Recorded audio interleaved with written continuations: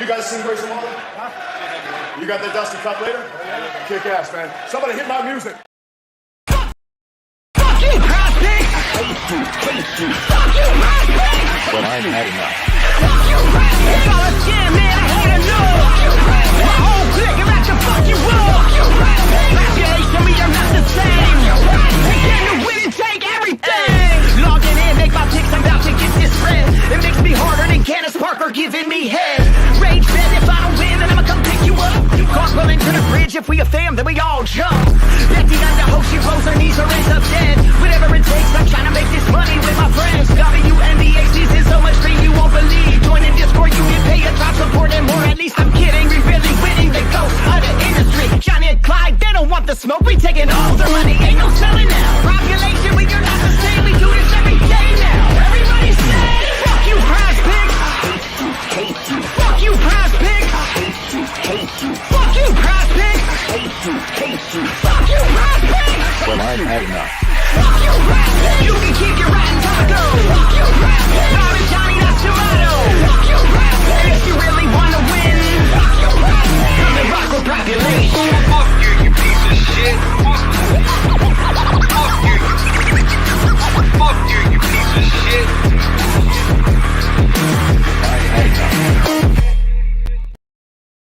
Yeah. Welcome to the Balking Dead, guys. Today where I am the producer because, bear with me. Big Show has to take care of some things. It is a holiday, so happy Labor Day to you all. And let's get to the damn money, guys. Today we do have a special edition of Ribeyes with Mike. As yesterday, he popped in again and gave us a nice 3-in-1 day. All plus monies, Bam, bam, thank you, ma'am. Call it what you want, guys. So we've got two pitchers going. But before we do, you already know this show is sponsored by WA Clean Energy Powder with no come down to your day. And by scanning the QR code on screen, you're going to get 10% off your first order by using the best promo code on God's green earth. On this show, guys, we will talk the first line that opened up on a K-prop as well as the best line available 30 minutes prior to the show. Then we will see where the value lies between PrizePicks and the books. As you know, this show is also sponsored by PrizePicks. If you haven't, go on over there. Use that promo code PUBSPORTS. You're going to get a match deposit of $100, minimum of $25. Simply by using the best promo code on God's green earth. Of course, guys, that is PUBSPORTS. We've got two guys going off in these afternoon games, and I have action on both of those guys, and we also have another 4 guys to talk about. So let's talk about these first two and then get into Ribeyes with Mike, as well as then we will touch on the last 4 guys going in the evening games. First guy up is Jose Barrios at the A's. Number 50 in the black book is striking people out at a 22% clip while walking people 7% of the time. Morning line was 6+ at -145 on BetMGM, where the best line available now to the 5.5 is on DraftKings at -140. PrizePicks has them at a flat 6, whereas hits allowed under over are at a 5. The lineup is out. 5 righties, 4 lefties. We're going to start our day, guys, but before we start talking about Jose Barrios, do me a favor and smash that like button if you haven't. Hashtag we be pubbing in your best bet, or hashtag we be pubbing in any questions you'd like me to answer, and I will give you my opinion. But once again, opinions are like assholes, and everybody has one. We're going to start, though, with Jose Barrios at the Oakland A's, and we have the lineups out. And they're not walking just 7%, only striking out 22% of the time, and have a nice isolated power of 178. And when we go one by one through the lineup, there are 5 guys not striking out, as well as 4 guys who are. So let's go see who they've seen in the last 15 days that we would bet on, as they've seen Bryce Miller, who we know the key is whiff, as he only had 5 in 6 innings. Brian Wu, he went 6 innings. He had 5 strikeouts, and I haven't figured out what he needs to have a good day on, as he has good days versus teams he shouldn't and gets smashed when he should have great days. So Brian Woo's just a conundrum to me. Well, Dylan sees he did get baptized. He didn't make it 5 innings, yet he did have 6 strikeouts. And we let him be that day as they jumped him up a strikeout or 2, actually. I believe it was 2 that day. And that's who they seen in those so-called good numbers of not striking out. So I'm going to say their K percentage is a tad bit fraudulent, as it is came versus middle of the pack to end of the rotation type of guys, or seeing guys who strictly go off of needing whiff. Well, we have the key guys with Jose Barrios, as we will use the same thing to go under or over, and that key being chase contact. And he has faced 8 teams in the bottom 10 of not making contact when they chase, having 6 and 9 versus the White Sox, 6 versus the Angels, as he did have 5 versus the Twins, 7 versus the Pirates, 8 versus the Reds, and 8 versus this Oakland team back in June. And that's what we have here, guys. A key to the books pocket, as I am on Jose Barrios over 5.5 strikeouts, minus 143 for a full unit. As the first and last batters in this lineup are elite at making contact when they chase, where the other 7 batting 2 through 8 are at least 7% worse than league average. They're not even fucking close to league average when it comes to when they chase at making contact. As Charles Barkley would say, terrible. They're just terrible. So as Barrios is 7-1 to the over 5.5 when facing a team who falls under the category we have today, we got a whole lot in that category, guys. So Barrios, bring your hard hat and boots to work today.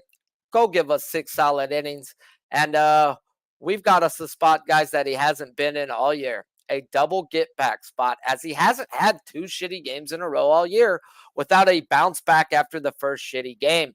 He's actually had 2 bad games in a row, both versus teams who are elite when making contact. Both teams we look to bet Barrios under on that day. So over the last 3 games, guys, you go back 3 games ago when we figured out the key versus the Cincinnati Reds and played him, he had 8. We went over. The last 2 weeks, he faced teams, you don't want to place the Baltimore Orioles and Nationals as they make contact when they chase. He didn't hit. Okay, now we've got us another team, guys. We've got 7 guys in this lineup that are 7% worse than league average. Sign me up for a full unit on Jose Barrios. Next guy going on, guys, before we get us to some ribeyes on this Labor Day afternoon, is Merrill Kelly versus the Rockies. He's striking people out at a 25.5% clip while walking people 9% of the time. Open them up 8+ at plus 110 on DraftKings, where the best line available now, you can get a minus 158 to the 7+ on FanDuel, or they're all still plus money out of most other books. PrizePicks has a 7, whereas hits allowed under over are at a 5. The lineup is also out here. We have 6 righties and 3 lefties. The other game going off soon, guys, that I did want to get action on was Kelly versus the Rockies. And man, the books want to be cucks and put him at a 7.5, as he's only hit that number 3 of his last 10. Yet the books know no one's going to bet his under, guys. So they had to add him one to give him a chance, as they want to win as well. There's no such thing as free money, guys, and they want to slice at winning on Kelly. So they bump him up. I get it. As the Rockies lineup is out, guys, and this lineup is not walking 6.5%, not hitting with an isolated power of $150 and striking out 29% of the time, as well as seeing this man 2 times this year, both in Colorado with a quality start in both games, going 6 innings, having 5 and 11 strikeouts respectively, as well as 7 games in a row versus the Rockies dating back to May 2021, where he has not allowed more than 2 earned runs in a game, and that includes a few of them games being in Colorado. As well as this team carries the key for when we run a Kelly K prop over, and that's a team who whiffs. And we look and we see when Kelly has faced a team in the top 10 whiff category, he's had 2 games versus the Rockies, we just mentioned, with the 5 and 11, 7 both time versus the Brewers, 9 versus the A's, 7 versus the Phillies. He did get 6 versus the Mariners, 9 versus the Twins, and 12 versus a Reds lineup who at the time was whiffing. All in all, guys, he is just 4 and 5 to the over 7.5, where these fucks put him today. And man, I see him coming down to a 6.5 minus 150, and it's getting there, and it's getting tempting, guys. But I just can't pay up. Yes, the key is there, but the past history in this lineup is there as well. And in 101 plate appearances, every batter in this lineup has seen him at least 3 times. They're only striking out at a 20% clip. So I get it if you're on the over, if you're pulling them down to 6 or 7, I get it though. But I'm going to attack it another way. As this man owns this team, he hasn't allowed more than 2 earned runs in 6 straight starts going back to 2021. And I'm going to ride the train of Kelly, guys, and I'm going to take him for a half unit to record the win at plus 110. That is how you dodge the damn books. Like, wah, wah, wah, wham. But definitely when I did the lineups, as I'll pull it up for you right quick, because is he on this page or this page? Bam. He's over here. So we'll pull up him right quick. You see all that green? Bop, bop, bop, bop, bop, bop, bop. Bop, bop, bop, bop, bop. That's whiff, bro. He's got 8 guys in this Rockies lineup whiffing. Over 1.5% the league average. The only guy who don't whiff is a guy named old Charlie Blackmon, guys. So it could be the monster day could definitely be out there. Do you want to ladder him? Maybe. I get it. I personally just don't fucking chase. And the past history was enough to make me not want to pull him down and win as well. So Poontang I may be, as this dude should go out there and at least get 7. If you pull him down to that number 7, that's his fucking key spot, guys. That's his money banger versus these whiff teams, as his win percentage then goes to 7-2 instead of 4 and 5 to that number 7.5. Mike was supposed to be here, guys, and he is, because he's the damn man. And if you don't know, you should probably know. Yesterday, 3-1 again. Day before, 4-0, 3-1. Day before, 4-0. I say it all the time, and I fucking mean it. The best hitting prop segment in all the land. I mean, land by Twitter, YouTube, ESPN. I'll fucking go put my money versus their money that this guy walks away on fucking top when it's all said and fucking done. And we talking about a guy who just refuses to eat white meat, guys. He ain't into that shit. He says, nah, Sharpie, I cannot have me no white meat. I need me red meat. I didn't want salmon. I said it 4 times. Wedding is horseshit. Yeah, man, I had What's up, Sharpie? Let's go. 1.5, bro, because I was like, oh, man, I went a little too fast, but I'll show them how I got my lineup and show them all this green. And green means bad. Oh, that green's ours, baby. That's for Barrios. Whoop, whoop, whoop. But Kelly, there's 8 guys whiffing, and that's the key to his strikeouts. So that's why they jumped him up. They wanted to play hoe games. But we're not here to talk K-props now. We're here to talk the hitting props that I'm about to bet. So I know you shot me over your list, and Sharpie was a dick fuck today. I'm the one in control today, so I had a lot going on and trying to get everything set up with everything. So I'm going to let you roll off the top of your head, bro, and I'll chip in off of each one, as I know you sent me who you're on. I just didn't copy and get to it. All good, dude. All good, man. And here we go again. So the pressure's on to come up with some more winners here. Oh, by the way, I called Mike fucking an hour and a half before this show because, granted, LJ let me know he was on vacation yesterday, so I figured he was going to be out. So I asked him this morning, but he was on a plane and didn't get my message until recently. So Mike got put on the spot, guys, and I like it. It's always best under pressure here. So we're going to start off the day. We're going to give ourselves a little look here at the Minnesota Twins Cleveland Guardians game here. Giolito and Pablo Lopez are the guys up at the on the bump, so to speak here. And the guy that I got to pick on today is I got to pick on Max Kepler. A couple of things going on here. Specifically, it's an opportunity where, again, you guys have heard me talk about my volume situation.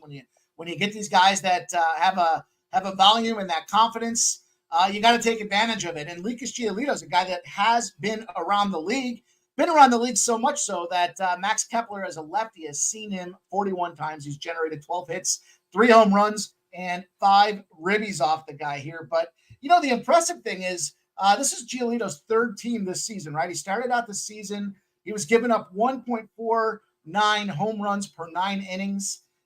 He went over to the Angels. His home run per 9 almost doubled at 2.76 home runs per 9 innings. In terms of Giolito's career here, this is the worst hard hit season that he's had on the numbers. And so for me, this was a simple spot where I said, I'll take Max Kepler. He's one of the crown jewels in the staple of that Minnesota offense. We know Giolito likes to put ducks on the pond. Kepler in the third hole. Give me that opportunity with a guy that's seen him a ton of times. 41 at-bats is amongst the highest on the card today. So does Giolito come out and shove? I highly doubt it. I had some great Pablo Lopez numbers and some reasons to fade Giolito as well. But for me, plus 160 for Maximilian Kepler here. And I'm excited. I think he gets it done early. I think we see it in the first inning again. Those are my favorite ways to cash. I'm going to definitely talk both those guys, as Big Show's not here today. So he would have put him in a Cleveland jersey. I only have the one with the Angels jersey. So there's our Giolito picture. And I'm going to talk both of them as well. As I'm definitely in a conundrum fuck, bro. This dude owned the Twins throughout his career. Owned. I mean, and owned may be an understatement, which is absurd, bro. Like 7 straight games of 2 earned runs or less. Like, golly, bro. Can you get any better? Interesting. Are you frozen on me? Am I frozen? Oh, there you are. You just went out real quick. You're good. I thought, man, are we frozen here? What happened? It must be my.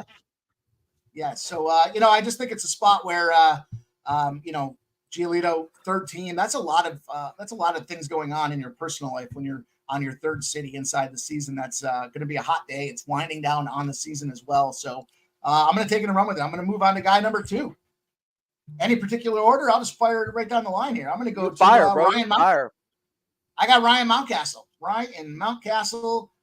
Here's the number, plus 165 for Mountcastle. All the guys today are in this range here. I saw a couple high ends and I saw a couple low ends that I just didn't want to really take advantage of here. But from a Ryan Mountcastle perspective, it's really, again, a fade of Rosenberg. First of all, Mountcastle eats left-handers for breakfast. The guy just beats them up. And, his numbers, a full 100 points better when he's facing lefties versus righties. He's a 344 when he sees lefties in the splits.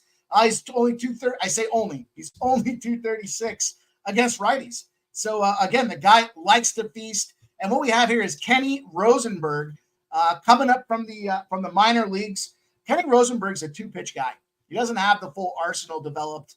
He may never have that arsenal developed, but he got slapped around specifically in the minor leagues. They're bringing him up as an opportunity to show it's his turn. But, when you got a guy that's got the success rate of Ryan Mountcastle this year, and again, confidence being sky high, you got a guy that's going to figure out those 2 pitches pretty damn quick. He's in that 2 spot. So we see him 4 or 5 times in the lineup, all things considered, especially as the away team. I like the number of at-bats with a guy that's talented, crafty wizard out there against lefties to break this thing down and eat this guy up. So, again, plus 165 for Ryan Mountcastle. I think that's good money. Plus 165? Yep. On both of your guys today. Kepler's 160. Mountcastle's 165. Okay, so it's we're seeing a trend here. Next on the board. All again flirting around that number with the sweet spot here. So man up, number 3, next guy up mentality in the Philadelphia Phillies. Phillies versus Dick Mountain. Big Dick Hill out there as a lefty. And the guy I'm going to pick on today and take advantage of here is Trey Turner at a 471 batting average. Again, with a guy that he's seen in a number of times with Rich Hill. I'd like this time of year to pick on some of these guys that are aging in the arm category because it's hot. They stretch out, they're loosening up, and things can go haywire really fast. So we've got 17 at-bats against Rich Hill for Trey Turner, 8 hits, hitting at a 471 average. He's got 1 home run. He's got 1 RBI. He's behind Schwarber. He's in the 2-hole. And again, I just think it's an opportunity where we can take advantage of a great number on a team that should produce some offense. Razor sharp picks. My boy and I are not seeing eye to eye on the side of this game. I do expect the Phillies to come in here and get the thing done. But when it comes to the spot that I want to take advantage of, expecting the Phillies to win, I want to have Trey Turner, the guy that's getting it done. He's been red hot the month of August. And I think it continues here again today as they travel into San Diego and Petco Park. I don't like that I see some of the wind kind of blowing in, but again, it comes down to a situation where it's ducks on the pond. He's got Schwarber in front of him in the one spot, so Ducks should check the box there. As long as Schwarber doesn't gobble up home runs every single time he gets at bat. And what was Turner's number at? Plus 155 for my guy, Trey Turner. You like how while you were talking, I went through some of my pictures and loaded one up of a barbershop because we're fading some pictures right now. So let's keep rolling.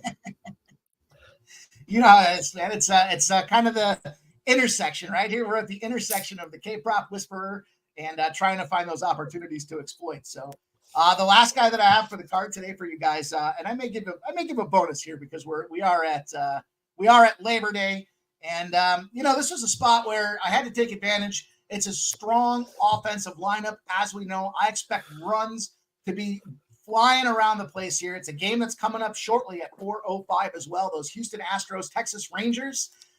Boy, you can go up and down either side in this thing here. I'm not a big fan when it comes to getting out of that top four. I might pivot over to the 5 spot. You guys know I'm a sucker for Kyle Tucker, but today I got to pick on Jose Abreu. Jose Abreu is going to be my guy going up there against Andrew Heaney. This was really just kind of a gut check and saying that when I look at the numbers, we see Kyle Tucker, we know what he does. We've seen Bregman, we know what Bregman does, but they're priced such that the books really do think it's a Jose Abreu spot. So Abreu at plus 140 is the number that I've got now. Opened up at plus 150 earlier today, but it has dropped to plus 140 in the 6 hole, 17 at-bats, 5 hits, 4 home runs, 9 RBIs. He's hitting almost 300 against Andrew Heaney, who should be an absolute pincushion today. This is a huge game for the Astros after kind of coming off of that letdown series. They had the lead even last night on Sunday Night Baseball, up 1-0. We know what happened. They puked their nuts up in the 8th and 9th inning to the Yankees. But the Yankees were kind of dismissed, right? You dismissed the Yankees. They're kind of out of it. Nobody gives a shit.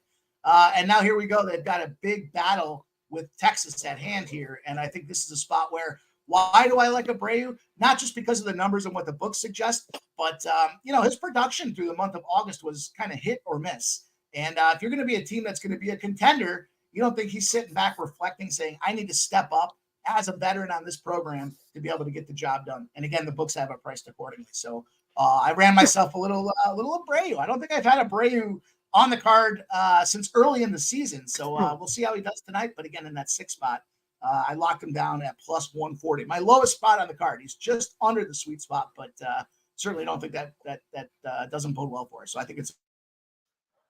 I do have one thing to say just on because I was researching the lines on some of the pitchers. And I'm one of the guys who look in to see what the books are telling me. And the last time they did this to somebody with the lefty versus the Astros, that lefty went out and had a good day. Now they're begging you to go bet Andrew Heaney over 2.5 earned runs. It's juice to the under. It's plus money to the over today, where he's allowed 3 or more earned runs in 5 of his last 10, including one of those games versus the Astros. In some sick way today, he doesn't allow 3 earned runs. And I'm just saying that because I've read these lines so many times. That you might be right at picking Abreu, that you're telling me that the books are saying it's probably those guys up there are going to struggle today somehow, some way, bro. So I like the Abreu look. The other thing I was looking at too is kind of melding some of these. Remember Braxton Garrett versus the Astros when they left 23 people on base? That was the last time they fucked with the lefties line versus an Astro like they're doing today with Heaney. So something's telling me there's going to be a lot out there. Yeah, the interesting part about the Astros too on a Monday, one of the most profitable over teams on a Monday. Their trend on the Monday for the over is 16-1 in their last 17 games. The thing that gets me about that trend though is the margin. You guys have heard me use that term. Try to use it more when I see the opportunities. The margin of victory on those overs, right? Specifically to the over a 17-game sample, 4.25 runs. Again, incredibly hard to get an average over 17 games of 4.25 runs.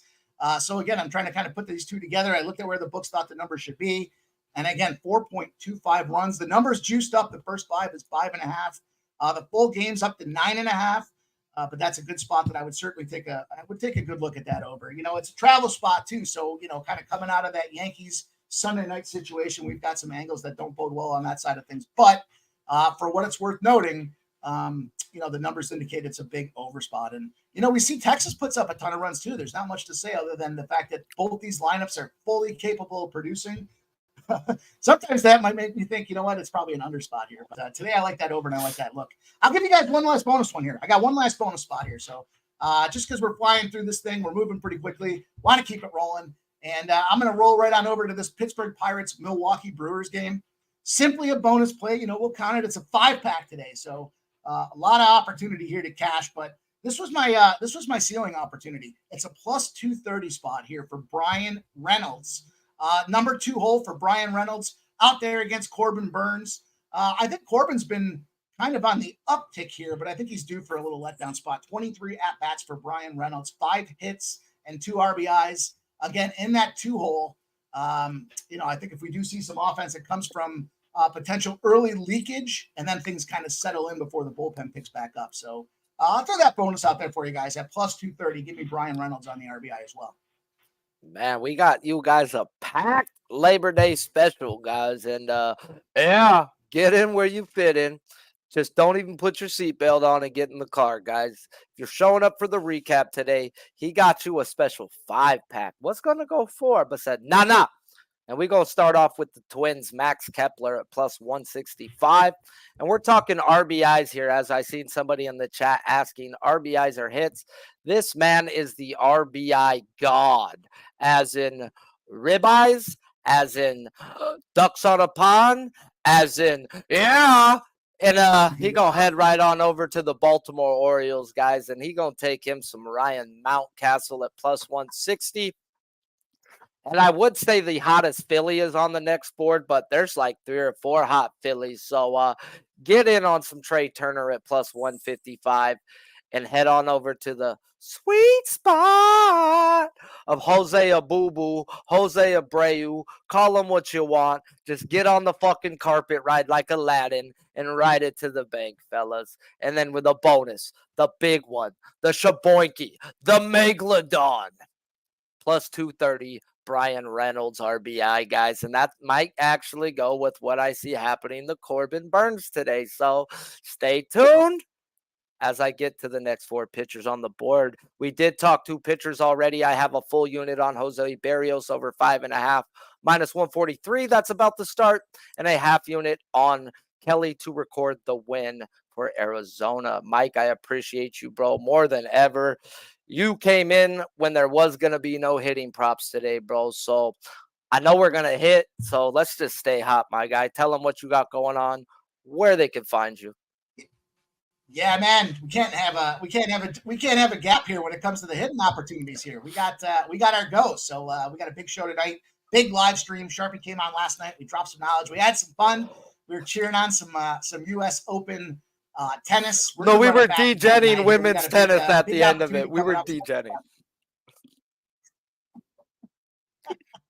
Oh, plus 250 counts though in my book. So degen or not, we did make that cash, and we got it rolling again, man. So appreciate the opportunity. We won't let you guys down. We try to come up with the hitting spot when there's an opportunity to step in and pinch hit for the hitting guys. I'll do my best to give you guys those winners as well. So hit that like and retweet. Show my guy Sharpie the support. And we'll see you guys all later on. Peace, appreciate you, my bro. I didn't want salmon. I said it 4 times. Wedding is horseshit. Yeah. Well, guys, let's get into the next guy on the board, guys. And that is Pablo Lopez. Oh, no. Pablo Lopez, not Lucas Giolito. We need to pull up Pablito. This is what happens when Sharpie does 2 things at one time. So, yeah, Pablo Lopez at the Guardians, number 17 in the black book, striking people out 29% of the time while walking people 6.5% of the time. Open them up 6+ minus 130 on FanDuel, where the best line available to the 5.5 is now on MGM at minus 110. PrizePicks has them at a 5.5, whereas hits, earned runs, and outs are not available on PrizePicks. Lineups are out, and we have 7 lefties, 2 righties. Excuse me. Now we get to talk Pablo Lopez in a back-to-back versus a no-fly zone. After last week, he went 5-2 innings, giving up 6 earned runs, yet striking out only 5. And back in June, guys, and he also faced them back in June with pretty much the same identical box score, guys, I just read. 5.2 innings, 6 earned runs, except the strikeouts went from 5 to 3. And they dropped him on a back-to-back, guys. Last week he was a 6.5. Now he's a 5.5. And I know I say they do not adjust a K prop on a back-to-back. And when they have, shit just don't go right. And the last two where they did it to were Perez and Scherzer on the same day, and both went under that day. So if the books are telling us something, it's when they fuck with the back-to-back, just go under. And that really is the only way I could look before I started digging into this, guys, is I don't think the books are playing games here. I think the books really just fucked up on Lopez, putting him at a 6.5. They got smacked. They got smacked to that under. Do you know anybody who bet a 6.5 over? Nah.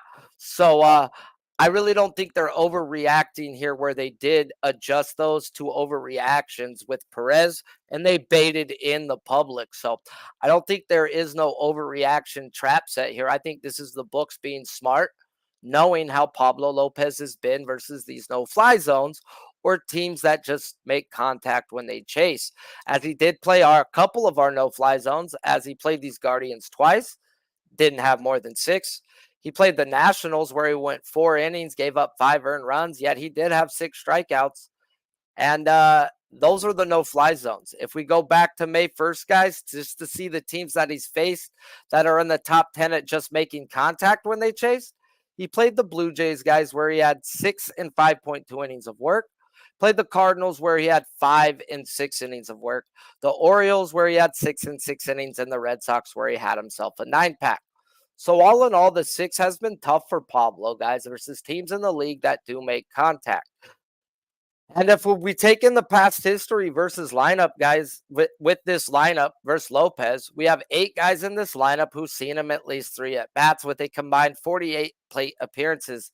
They struck out a measly 12.5% of the time.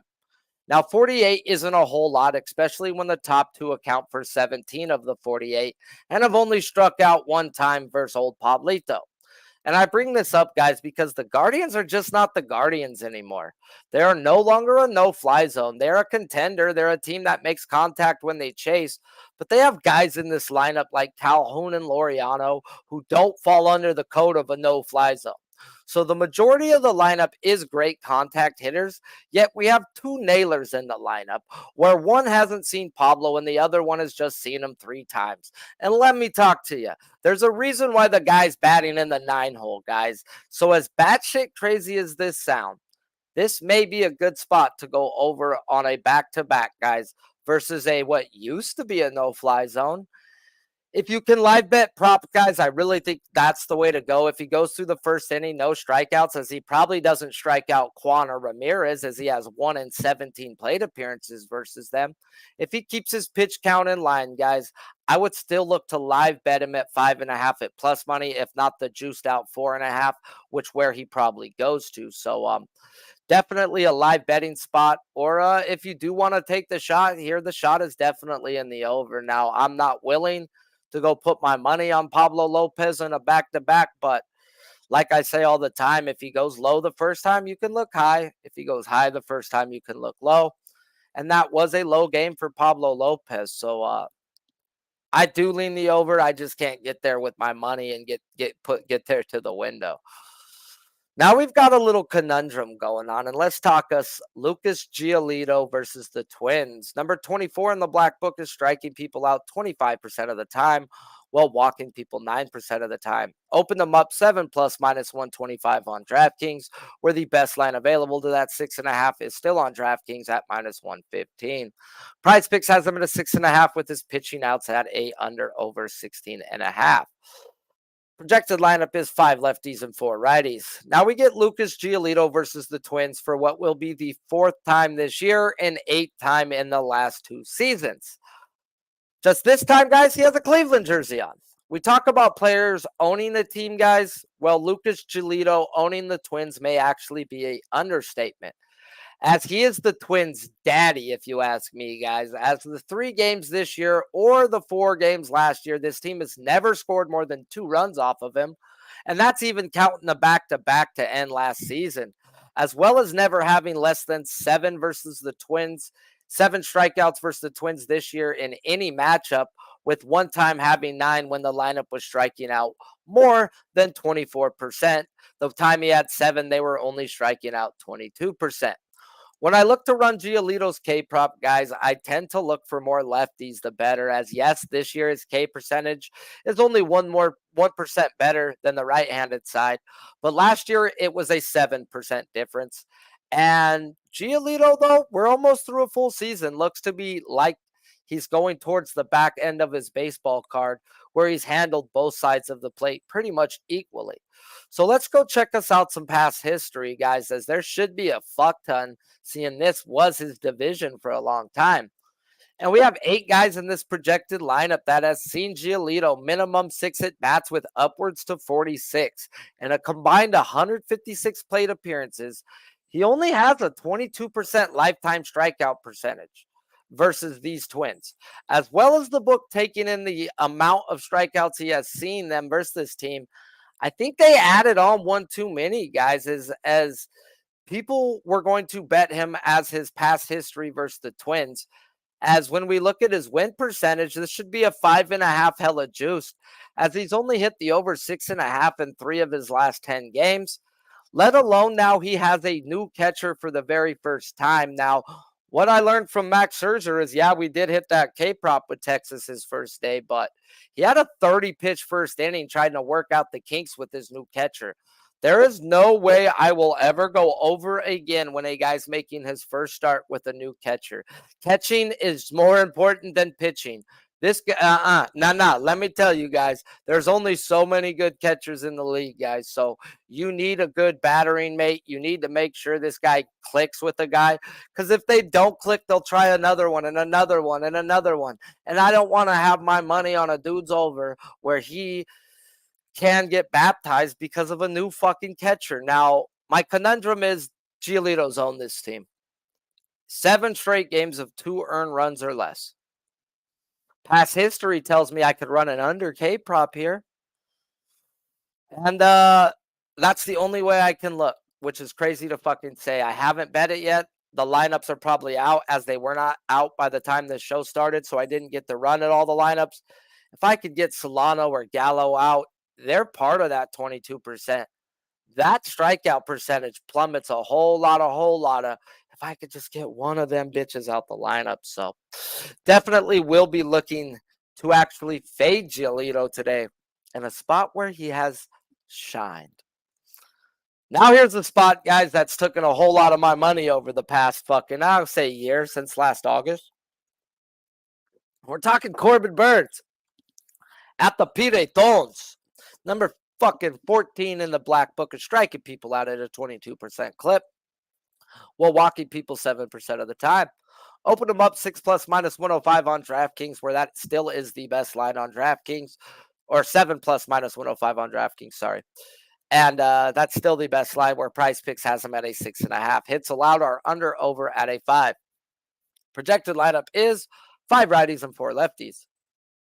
Next up, guys, is good old Burnesy at the Pirates. And when we look at the Pirates' numbers over the last 15 days, they're on the upper echelon of walking and not striking out, but not hitting the ball with a team isolated power of just 150. Let me talk to you. This matchup right here has cost me a boatload of money, as in he's faced this team 4 times last season. Yeah, the first time he K-walked all over their damn face, guys. But since last April, he ain't done a damn thing, really, guys. As he had 3 games last year from July on versus the Pirates, when the least they were striking out at the time was 24.5, and the most was 29%. He didn't have more than 6 in any game. Well, getting blasted in 2 of those games, and those 2 games, the Pirates weren't hitting with their highest isolated power of either of those matchups, a trash-ass 135. Then he's seen them 2 times this year, guys, where, yes, he had a quality start in both games, yet he only had 5 in the first and 7 in the second game. And I had both of those lineups down in the books, guys. In the first game, they were only striking out 21.5% of their at-bats, where in the second game, they were striking out 26.5% of the time, and he barely hit the over 6.5. So let's go check this past history in this projected lineup, as 7 of these guys have seen Burnes at least 3 times, total of 68 at bats, and they're striking out 63.5% of the time. So all in all, guys, the books give us his prop. It pretty much is what his win percentage is, as they're going to get monies both ways on this, guys. And that's their job, guys. They're just happy taking in the vig. And for me, I've just got to let it go, as he's cost me so much money versus the Pirates that if the projected lineup is striking out less than 20%, I'll plug my nose and go under. But watch Burnes then take my money another way. But I've never bet him under versus this Pirates team. But it's going to be hard when I'm looking at this team not hitting. And 23.5%. If this guy goes 7 innings of work, he should be out there to maybe hit that 7. So I don't want this projected lineup. I would like maybe 1 or 2 of the guys who do punch out versus him out. We'll see how it goes. But right now, Burnes is just a strict stay off for me, guys. I think if he hits, it's going to be close. It'll be on the 7. I think this will be tough for Burnes. But he has been pitching great as of well, and this team hasn't been hitting. So good pitching beats good hitting, and it's hard to go under when a team is not hitting because, like I say, there's more ways to hit your K-prop, guys, and that's by being out there, ample opportunities. And if he's out there 7 innings like I think he can be, then it's going to be scary being on the under, and it may be scary actually being on the over, as I could see him landing on 6 or 7, and the books are wise to that. Now we head into the last matchup to the day, where the books are like, are they telling us something? Are they telling us something? Because I'll get to it. Grayson Rodriguez at the Angels, number 61 in the black book, striking people out only 22% of the time with a walk percentage of 7% on the year. Open them up at 6+ minus 150 on DraftKings. Best line available is a whole number up at the over 6.5, now at plus 120 on FanDuel.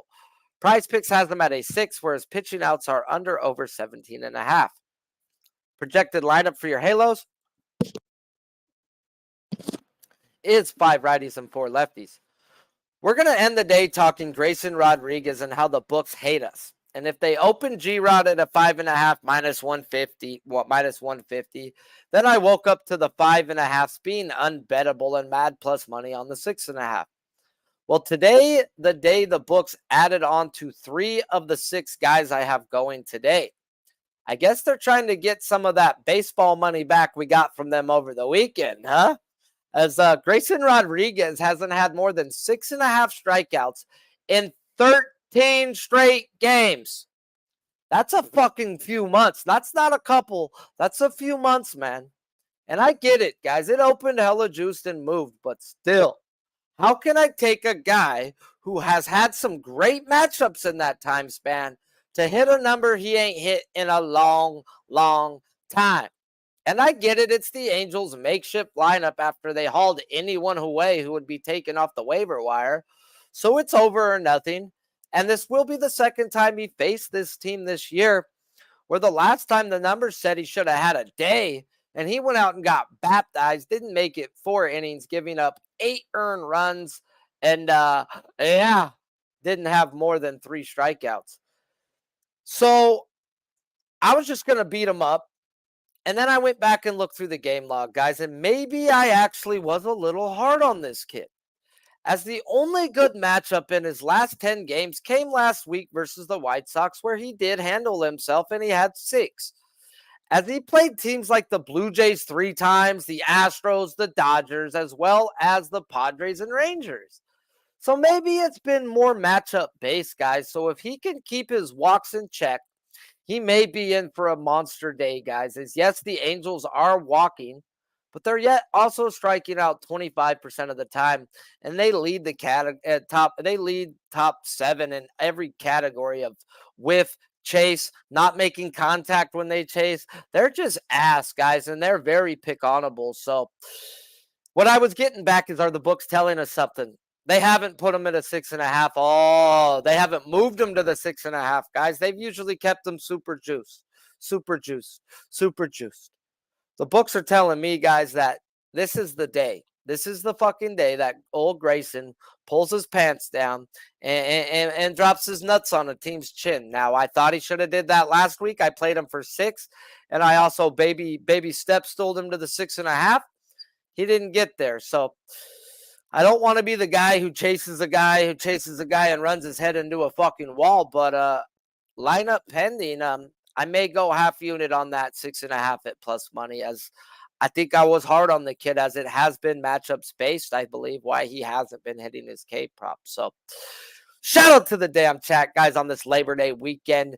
Without you guys, I wouldn't be here doing Nathan. Yeah. 60 plus. If you haven't hit the live, do me a favor and smash it while I run through the chat and see where the best bets are, or answer any questions that we can find.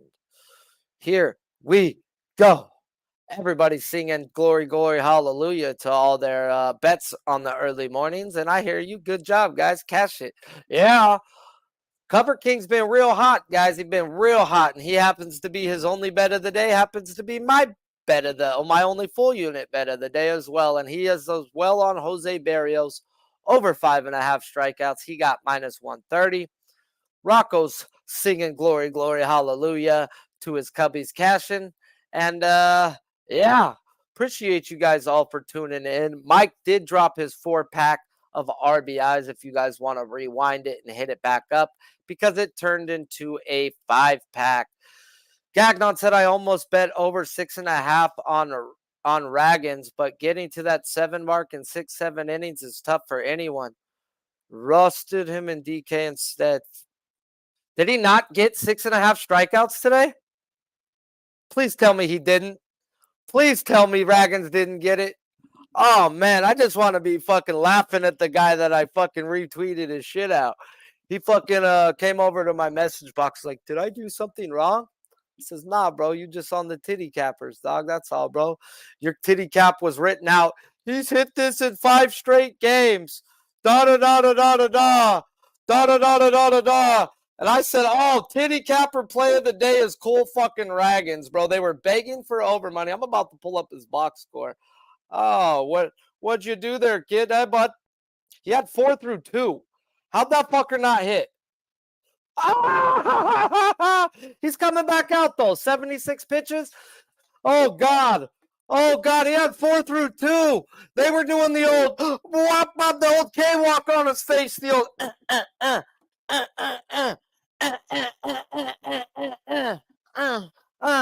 oh, don't be on the side of the titty cappers, fellas. I hope he does come through for the guys who did bet that shit. But yeah, man. His cap for it was a titty capper call, bro. That's what I mean, bro. It's their write-ups for it are so titty capper-ish, bro. Like, you want to fucking fade guys like that, guys, when they come out and they're like, he's hit this in 5 straight games. How did he not hit this for 6? Hold my fucking beer, as we like to say, guys. So shout out to the chat, guys.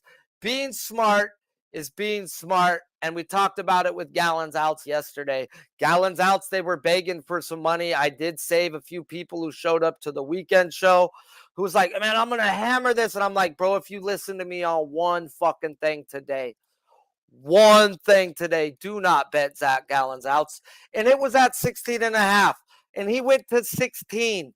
And he got baptized. And he was like screaming. They were screaming, oh, Lord, he's coming out. He's got a chance. He's got a chance to lose. The books fucking knew it, bro. These books aren't dumb. They're multi-billion-dollar businesses. They don't give out free money, guys. I preach that shit, bro. Now, will they lose sometime? Yes, they're not 100%. They're over 70% to the win. And how much juice was on that 5.5 on Raggins today, guys? A whole lot. And when I was breaking this down with my boy Spin was like, I want him. And then I said, bro, I don't bet that guy. Let me go check him out. And I said, bro, he's the titty capper. He's been a 6.5 the last 2 weeks, had a 9 and 11, and they drop him to a 5.5? Nah. And he goes, Sharpie, oh my God, you're right. And then guess what? My guy went and put his own money on it just to see if we were right. Now, did I bet it? Fuck no. But He just like, I'm gonna fuck around, Sharpie. He threw $50 on it and just to see. But yeah, fuck around and find out, guys. You can fade that play more often than not, and you shall be hitting. Hopefully, guys.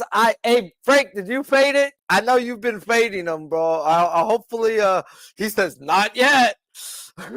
Shout out to the chat, guys. I might pop on the live stream today, guys. I might not really. I really don't know. I'm kind of burnt out from how much streams I've been doing on the weekend, and all my action right now is in the morning, so I might just pop on there just to cap the night card and be real quiet and start working on tomorrow. But I'm laughing too, Cover Kings. I'm laughing too, bro. So yeah, it's just, let's just hope Barrios cashes. That's all we care about. Let's laugh to the bank. So until next time, everybody, I'm Sharpie's Bets. Let's stay hot, guys. And let's keep humming. This show is sponsored by PrizePicks. If you haven't, go on over there and use that promo code PubSports, and you're going to get a match deposit on your first deposit up to 100, minimum of 25. Yeah. Until next time, this show was produced by me, ran by me, hosted by me, and special guest was our boy Pimp Slap, play of the day, Mike, and we were, of course, on Pub Sports Radio, guys. Smash that like button on the way out. Let's stay hot. Hot, hot, as my daughter used to say to the French fries in McDonald's. Hey, what's going on, y'all? It's Mills here, Pub Sports Radio. Do you guys want to challenge the personalities here at Pub Sports Radio? Do you guys think you're better than them at entering in your MMA predictions and picks? Would you want to get paid for it? $100? Here's how you do it, man. You sign up right here at the link below. It's just this easy. PubSportsRadio.com. Enter your email. Pick your weekly picks. That's it. Oh, and you get bonus points if you can predict how they're going to win in what round. Every single week, a new winner's getting crowned. So every Saturday on Pub Sports Radio. So come on and check us out. You can win $100 just for signing up. Only thing you need to do is see if you can beat us here at Pub Sports Radio by entering your UFC predictions and picks weekly. Do it. I dare you. See you guys.